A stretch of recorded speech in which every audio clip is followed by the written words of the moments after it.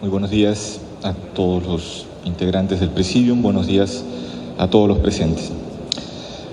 Yo quisiera hacer dos puntos previos para poder luego decir algunas cosas, espero provocadoras, para la conversación siguiente.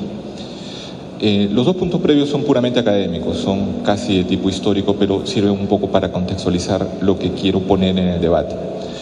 El primero yo llamaría la geolocalización de los derechos humanos en América Latina. El segundo, tal vez, la arquitectura específica de esos derechos humanos en México. Voy a lo primero. Es obvio que en el continente latinoamericano, o en nuestro subcontinente latinoamericano, hemos venido desarrollando un proceso en el último cuarto de siglo de ampliación de los espacios democráticos y construcción institucional de eso que llamamos democracia. Es obvio que eso también tuvo un visible impulso en los años 80 y que hay una reconocida influencia del proceso democratizador en España para iluminar e inclusive dotar de contenidos a capítulos enteros de derechos constitucionales en las constituciones de América Latina. Y es importante entonces que entendamos que esa construcción de un cuarto de siglo es una construcción real, es una construcción que, aunque ha tenido traspiés en Honduras, obviamente todavía preocupados traspiés en Paraguay, es una construcción suficientemente sólida como para imaginar que las coordenadas culturales de la democracia tienen hoy más raíz que antes. Sin embargo, hay ciertas alertas que no podemos dejar de mencionar.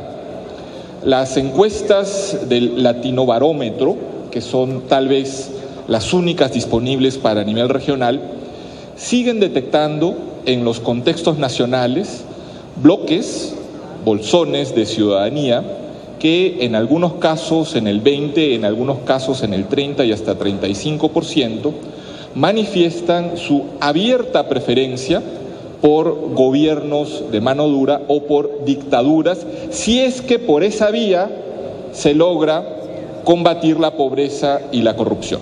Entonces, mi primer punto es el siguiente. Hay un tramo de la historia de nuestro subcontinente que creo hemos atravesado juntos de manera adecuada, es decir, la implantación de las ideas de la democracia, de las ideas de la responsabilidad de los gobernantes, de las ideas de la alternancia en el poder, pero sobre un territorio cultural, sobre un territorio humano, aún con una importante minoría, pero importante, que estaría dispuesta a prescindir de las ventajas y garantías de los regímenes democráticos si es que un régimen autoritario garantizara mejores condiciones de trabajo, mejores condiciones de empleo, de alimentación, lo que llamamos derechos económicos, sociales y culturales. Y entonces hay un potencial para eso que algunos denominan el populismo, o que algunos ya claramente señalan también como autoritarismo, y que ha alterado, golpeado, abollado un poquito ese casco de nuestro barco democrático. Se han producido reformas en nuestras constituciones para permitir las reelecciones allí donde no las había. Se han producido reinterpretaciones de las reformas para sostener que las reelecciones solo se cuentan a partir del momento en que éstas fueron aprobadas y por lo tanto dar segundos y terceros periodos a gobernantes en turno. Quiero decir entonces que aunque es un terreno de carácter positivo en lo general, tiene vulnerabilidades. Vulnerabilidades desde la sociedad, bolsones autoritarios, y vulnerabilidades desde el Estado, gobernantes que buscan perpetuarse.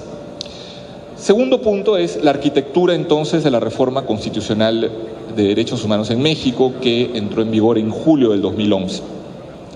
En ese contexto de América Latina es obvio que México llega tarde. Llega, por supuesto, con importantes elementos propios: los derechos económicos, sociales y culturales, la Constitución de 1917, lo que en todas las facultades de Derecho, por lo menos de América Latina, se le reconoce a México como una incorporación de algo que todavía tardó 30 o 40 años para empezar a producirse en América Latina. Es obvio también que México ya había producido en los propios 80s una reforma que dio lugar a la institucionalización de las comisiones nacional y estatales de derechos humanos, pero había un pendiente importante en este eterno debate mexicano entre las garantías y los derechos. La Constitución hoy en vigor rompe y básicamente envía al cajón de la historia ese viejo debate. Hay en esta arquitectura de la reforma constitucional mexicana algo que yo soy tal vez el menos indicado para subrayarlo, pero aprovecharé para hacerlo, que es sin duda la más ambiciosa en materia de derechos humanos fuera de un proceso de renovación constitucional total. Y aun cuando se han afectado 11 artículos en particular, la magnitud del impacto es comparable, en efecto, a las constituciones de 1824, 1857 y la propia de 1917.